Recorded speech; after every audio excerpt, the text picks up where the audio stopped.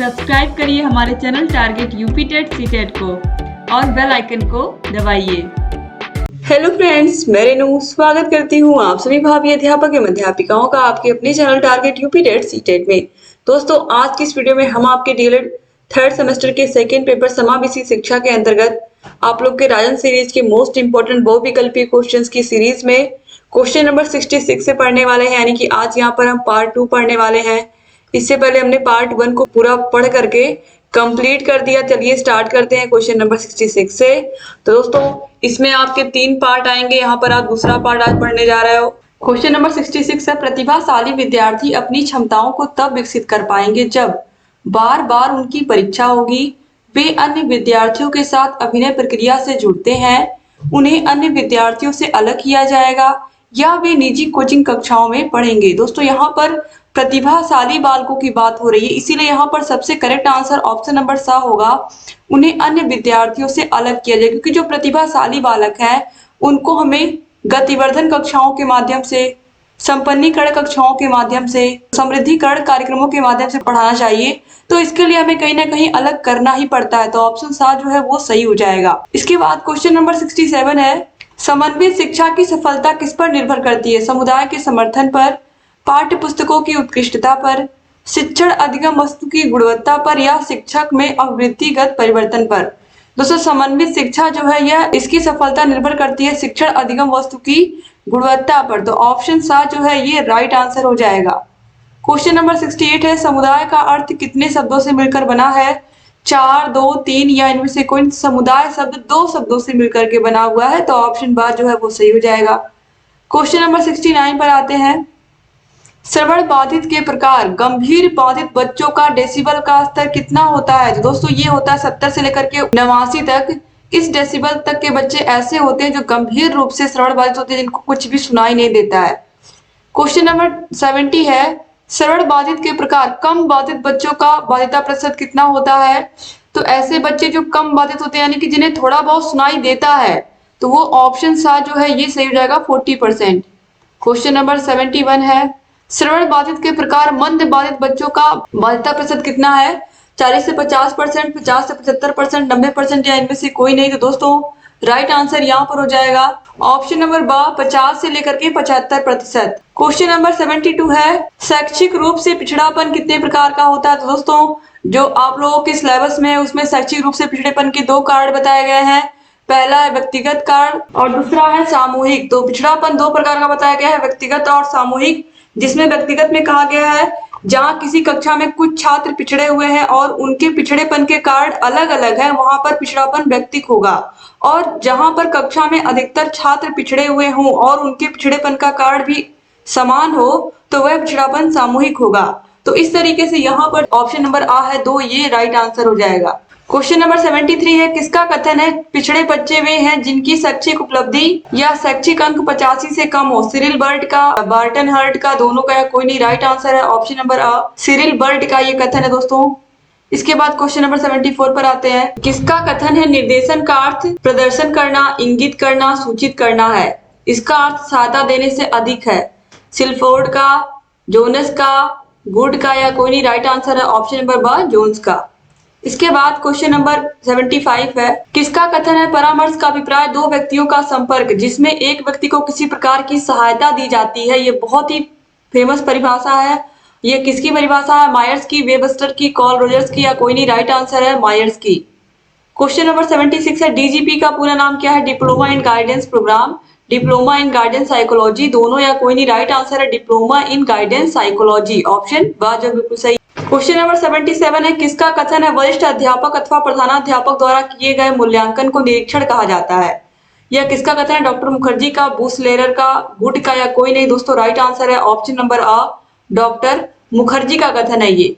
अब question number 78 पर आते हैं, किसका कथन है भारतीय स्थिति में पिछड़े बच्चे वे होते हैं जो अपनी कक्षा की औसत आयु से 1 से अधिक वर्ष बड़े हों? तो यह किसका कथन है? TKN मेनन का, बार्टन हार्ट का, सिरिल बर्ड का, या कोई नहीं? राइट आंसर दोस्तों है TKN मेनन का यह कथन है। क्वेश्चन नंबर 79 है, सीखने के लिए आकलन निम्नलिखित का ध्यान रखता है सिवाय विद्यार्थियों की त्रुटियां, विद्यार्थियों की अधिगम शैलियां, विद्यार्थियों की क्षमताएं, विद्यार्थियों की आवश्यकताएं? तो सीखने के लिए आकलन बच्चों की अधिगम शैलियों पर ध्यान रखता है, उनकी क्षमताओं पर ध्यान रखता है, उनकी आवश्यकताओं पर ध्यान रखता है, सिवाय विद्यार्थियों की त्रुटियों के। तो ऑप्शन आ जो है ये सही हो जाएगा। क्वेश्चन नंबर 80 है, डिसलेक्सिया मुख्यतः डैश की समस्या के साथ संबंधित है।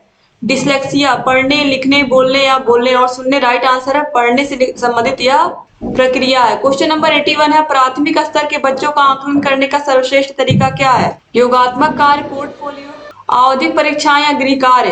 राइट आंसर है पोर्टफोलियो, ऑप्शन बा सही हो जाएगा। क्वेश्चन नंबर 82 है, किसका कथन है व्यक्ति को शैक्षिक निर्देशन प्रदान करने का उद्देश्य छात्र को उपयोगी पाठ्यक्रम चुनने तथा इसमें प्रगति करने में सहायता देना है?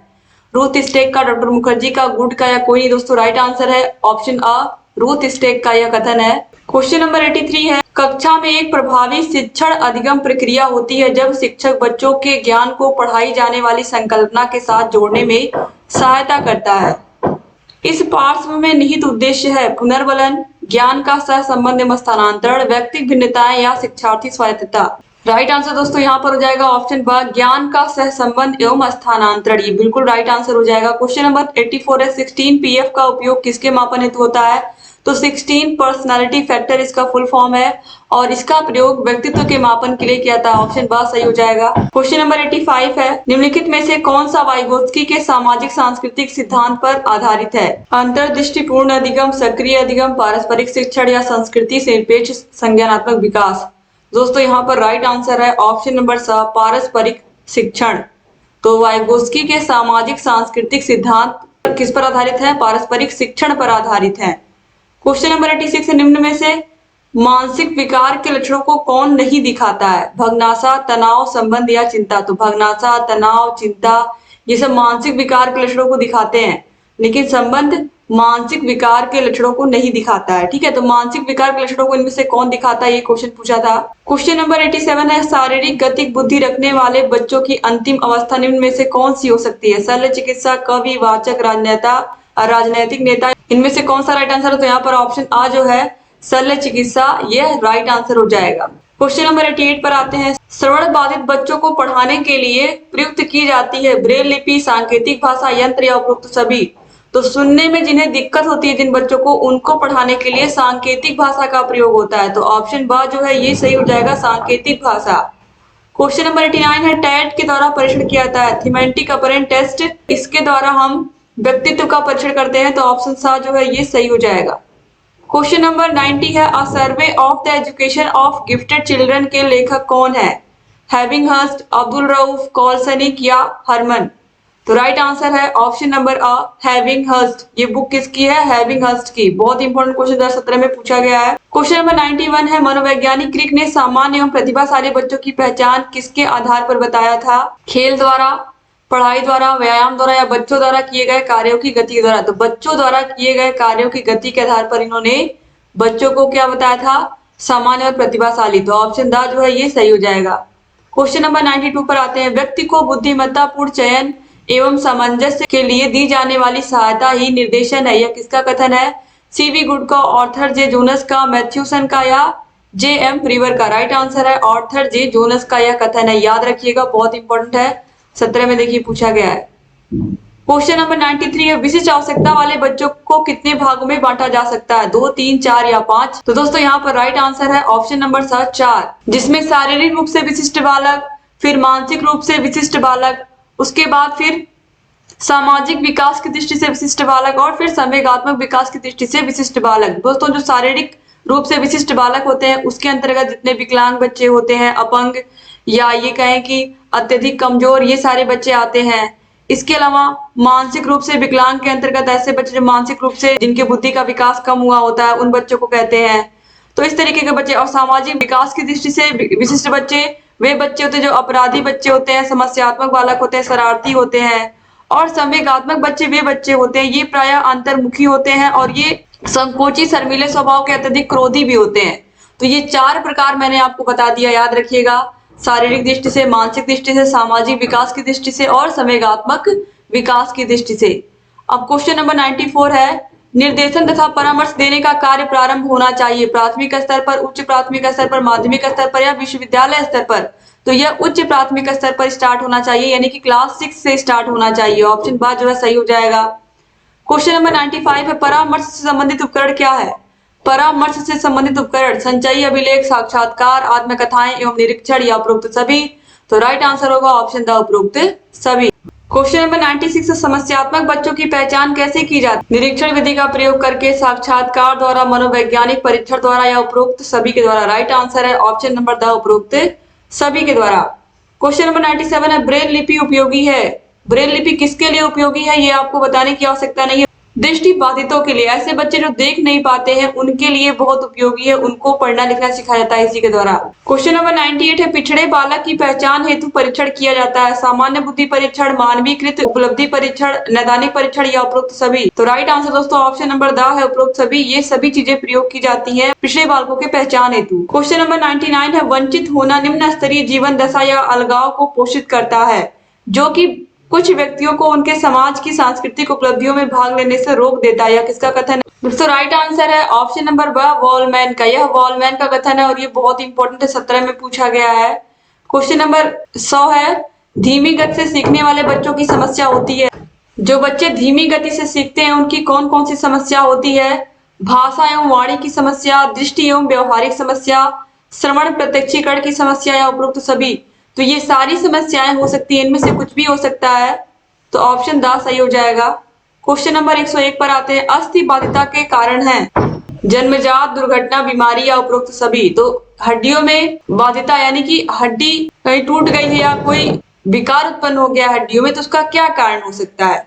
जन्मजात, दुर्घटना, बीमारी या उपरोक्त सभी। तो राइट आंसर दोस्तों यहाँ पर हो जाएगा ऑप्शन नंबर द उपरोक्त सभी। क्वेश्चन नंबर 102 है, प्रतिभाशाली बालकों हेतु शिक्षण विधि है? गतिवर्धन, संपन्नीकरण या विशेष पाठ्यक्रम, विशिष्ट कक्षाएं या उपरोक्त सभी। तो प्रतिभाशाली बालकों के लिए ये सारी शिक्षण विधियां हैं, तो ऑप्शन द जो है ये बिल्कुल सही हो जाएगा। ये मैंने पहले भी आपको बताया है कि इन विद्यार्थियों को गतिवर्धन कार्यक्रमों के माध्यम से, विशिष्ट कक्षाओं के माध्यम से, संपन्नीकरण या विशेष पाठ्यक्रम के माध्यम से पढ़ाया जाए। क्वेश्चन नंबर 103 है, सीएटी परीक्षण किसके लिए होता है? आप सभी को पता है, चिल्ड्रन परसेप्शन टेस्ट, और ये होता है बच्चों के लिए। तो ऑप्शन आ जो है सही हो जाएगा। और इस परीक्षण के प्रवर्तक कौन है? लियोपोल्ड बेलक। क्वेश्चन नंबर 104 है, वाक दोष कितने प्रकार का होता है? 4, 5, 6 या 7? दोस्तों जो वाक दोष है यह 6 प्रकार का होता है और ये 6 के 6 प्रकार मैंने आप लोगों को क्लास में लिखवाया है। क्वेश्चन नंबर 105 है, मंद बुद्धि बच्चे का डेसिबल स्तर कितना होता है? तो जो मंद बाधित बच्चे होते हैं, मंद बाधित बच्चों का डेसिबल स्तर कितना होता है? 35 से 52 डेसिबल, 55 से 69 डेसिबल, 72 से 89 डेसिबल या 90 से 100 डेसिबल। दोस्तों राइट आंसर है 55 से लेकर के 69 डेसिबल, यानी कि ऑप्शन ब सही हो जाएगा। क्वेश्चन नंबर 106 है, सामान्य बच्चों की आईक्यू कितनी होती है? तो आपको पता है ये कितनी होती है, 90 से 110। तो यहाँ पर ऑप्शन आ जो है ये सही हो जाएगा, क्योंकि और सभी से ज्यादा दिए हुए हैं इसीलिए। क्वेश्चन नंबर 107 है, विशिष्ट व्यक्ति ऐसा व्यक्ति है जिसकी शारीरिक, मानसिक, बुद्धि, इंद्रियां, मांसपेशियों की क्षमताएं अनोखी है। यह किसका कथन है? क्रो एंड क्रो का, ही बर्ड का, क्रिक का या हैबिट एंड फॉर्नेस का।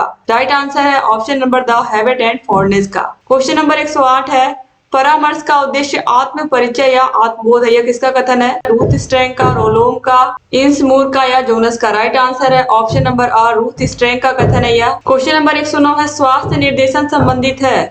स्वास्थ्य सुरक्षा से, ज्ञानार्जन से, सामाजिक संबंधों से या विभिन्न व्यवसायों से। राइट आंसर है स्वास्थ्य सुरक्षा से। क्वेश्चन नंबर 110 है, वी.एन. दास के अनुसार वंचित बालकों के लक्षण नहीं है? उत्कृष्ट शैक्षिक उपलब्धि, बौद्धिक विकास में क्रमिक ह्रास, शैक्षिक उपलब्धि में क्रमिक ह्रास या शैक्षिक जीवन का अपरिपक्व रूप से समापन। दोस्तों राइट आंसर हो जाएगा ऑप्शन नंबर आ, उत्कृष्ट शैक्षिक उपलब्धि। यह वंचित बालकों का लक्षण नहीं है, क्योंकि वंचित बालक, उनका विकास ही नहीं हो पाता है सही से, ना तो शैक्षिक ना तो बौद्धिक, तो इसलिए वो शैक्षिक जीवन में अपरिपक्व होते हैं। तो ऑप्शन आ जो है ये सही हो जाएगा। क्वेश्चन नंबर 111 है, बाल अपराधी बालकों के उपचार की विधि है? मनोविश्लेषणात्मक विधि, मनोवैज्ञानिक विधि, परिवीक्षण विधि या उपरोक्त सभी। तो राइट आंसर दोस्तों यहाँ पर हो जाएगा ऑप्शन नंबर द उपरोक्त सभी। क्वेश्चन नंबर 112 है, विशिष्ट वर्ग के बालक नहीं होते हैं? प्रतिभाशाली बालक, पिछड़े बालक, सामान्य बालक या विकलांग बालक। राइट आंसर है सामान्य बालक विशिष्ट बालकों के अंतर्गत नहीं आते हैं, ऑप्शन 7 सही हो जाएगा। क्वेश्चन नंबर 113 पर आते हैं, मनोविश्लेषण विधि के जनक कौन है? स्किनर, पाउलो, फ्रायड या थॉर्नडाइक। राइट आंसर है फ्रायड, ऑप्शन 7 जो है ये सही हो जाएगा। क्वेश्चन नंबर 114 है, टर्मन के अनुसार सामान्य बुद्धि बालकों की बुद्धि लब्धि कितनी होती है? 17, 18 दोनों में पूछा गया है। तो आप सभी को पता ही है 90 से लेकर के 110। क्वेश्चन नंबर 115 पर आते हैं। सामूहिक परीक्षण होता है शाब्दिक अशाब्दिक अ व ब दोनों या इनमें से कोई नहीं। राइट आंसर दोस्तों है ऑप्शन सा अ और ब दोनों। सामूहिक परीक्षण शाब्दिक अशाब्दिक दोनों होता है। क्वेश्चन नंबर 116 पर आते हैं। मनोविज्ञान शाला उत्तर प्रदेश में कहाँ स्थित है? तो आपको पता है इलाहाबाद, जिसको प्रयागराज के नाम से जानते हैं हम। क्वेश्चन नंबर 117 है। श्रवण बाधित के प्रकार गंभीर बाधित बच्चों की बाधितता प्रतिशत कितनी होती है? 70 से 89%, 40%, 30% या कोई नहीं। दोस्तों राइट आंसर यहाँ पर है ऑप्शन नंबर अ, 70 से लेकर के 89% या गंभीर बाधित बच्चों की बाधितता का प्रतिशत होता है। क्वेश्चन नंबर 118 है। श्रवण बाधित बच्चों के प्रकार पूर्ण बाधित बच्चों की बाधितता का प्रतिशत कितना है? 90%, 80%, 40% या कोई नहीं। तो राइट आंसर यहाँ पर होगा दोस्तों 90%। ऑप्शन आ जो है ये सही हो जाएगा। क्वेश्चन नंबर 119 है। उत्तर प्रदेश बेसिक शिक्षा अधिनियम कब अस्तित्व में आया? तो राइट आंसर यहाँ पर हो जाएगा ऑप्शन नंबर आ, 1972 में आया था। क्वेश्चन नंबर 120 है। मनोविज्ञान शाला उत्तर प्रदेश की स्थापना किसके द्वारा की गई? आचार्य नरेंद्र देव समिति द्वारा, आचार्य राम वरन द्वारा, उपरोक्त दोनों या इनमें से कोई नहीं। राइट आंसर है ऑप्शन नंबर आ, आचार्य नरेंद्र देव समिति के द्वारा।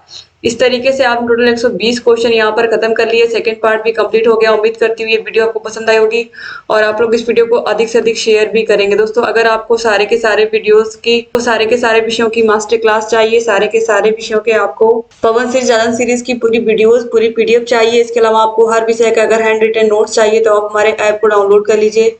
ऐप में आपको बहुत सारी सुविधाएं मिलेंगी। हर एक चैप्टर का आपको टेस्ट भी देने को मिलेगा। तो ऐप की link description box, comment box में मिल जाएगी। Target UP TET CTET app, यहाँ आई बटन पर क्लिक करके आपको सारे के सारे वीडियोस की लिंक मिल जाएगी जो मैं पहले पढ़ा चुकी हूँ।